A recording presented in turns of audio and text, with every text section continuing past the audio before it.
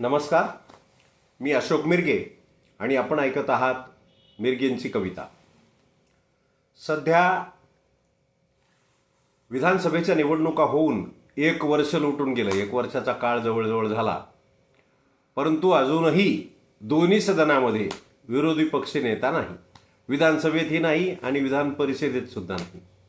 आणि हे असं पहिल्यांदा घडतंय महाराष्ट्राच्या इतिहासात की विरोधी पक्ष नेताच नाही सभागृहामध्ये. मग आता कोणाचा करायचा याच्याबद्दल वाद.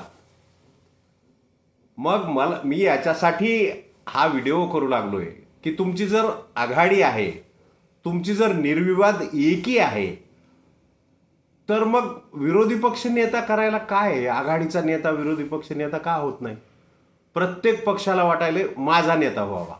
मग ही कसली आघाडी, कसली एकी, कसले मित्रत्वाचे संबंध?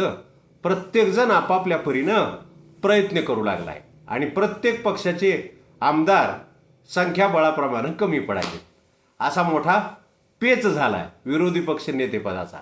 तर त्याच्यावरचं भाष्य करणारी ही माझी आजची कविता मी तुम्हाला ऐकविणार आहे. या कवितेचं शीर्षक आहे, ही धडपड आहे की फडफड. ही धडपड आहे की फडफड. हे शीर्षक का दिलं तर ज्यावेळेस दिवा विझताना त्याची वात मोठी होते आणि फडफडफड असा आवाज होतो, म्हणून ही धडपड आहे की फडफड. ऐकूया.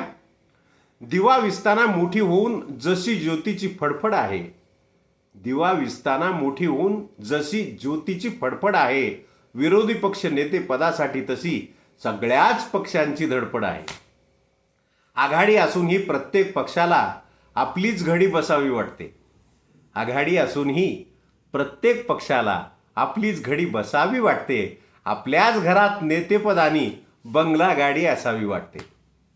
राज्याच्या इतिहासात पहिल्यांदाच असं आगळं वेगळं घडलं आहे. राज्याच्या इतिहासात पहिल्यांदाच असं आगळं वेगळं घडलं आहे. वर्षापासून विरोधी पक्ष नेतेपद तसंच रिकामं पडलं आहे. घटनेनुसार पुन्हा एका पक्षाचा तेवढ्या जागा भरत नाहीत. घटनेनुसार कुण्या एका पक्षाच्या तेवढ्या जागा भरत नाहीत. तिघे एकत्र बसून कधी यावर गंभीर विचार करत नाहीत. विरोधी पक्ष नेता नसणे ही बाब लोकशाहीला घातक आहे. हे तर बरोबर आहे ना.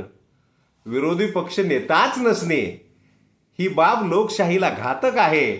आणि तसं पाहिलं तर काहींच्या नशिबी त्यांच्याच कर्माचं पातक आहे. बरोबर आहे की नाही? पदाची लालसा सोडून लोकशाहीला महत्त्व देणारा पक्षच खरा. पदाची लालसा सोडून लोकशाहीला महत्त्व देणारा पक्षच खरा. आता तरी सर्वजण एकत्र बसून विरोधी पक्षनेता निश्चित करा. हे कळकळीचं सांगणं आहे की आता तरी तिघजण एकत्र बसा आणि विरोधी पक्षनेता निश्चित करा. धन्यवाद. ही कविता आवडली असेल तर माझ्या यूट्यूब चॅनलला सबस्क्राईब करा, शेअर करा, कमेंट करा. पुन्हा एखादा नवीन विषय घेऊन मी आपल्यासमोर येईल.